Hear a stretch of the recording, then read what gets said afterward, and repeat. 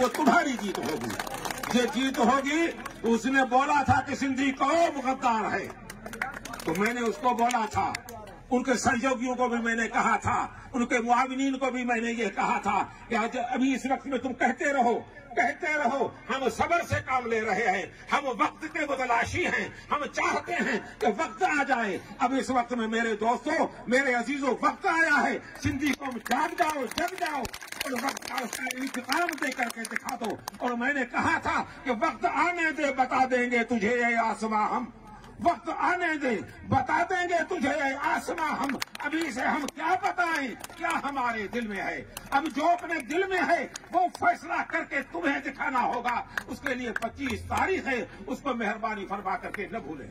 जो हजरात यहाँ पर हाजिरीन महफिल हैं, उन सबको मेरी तरफ से दस्तबस्ता अर्ज है कि बराए मेहरबानी बिना चाय पानी के, बिना खाने के कोई नहीं जाएगा। बराए मेहरबानी थोड़ा सा इंतजार फरमाते हुए, खाना खाकर, तनावुल फरमाकर बाद में इसी मजलिस को सलाम करें। सबको मेरी तरफ से बहुत बहुत आदाब, सलाम, नमस्कार, धन्यवाद।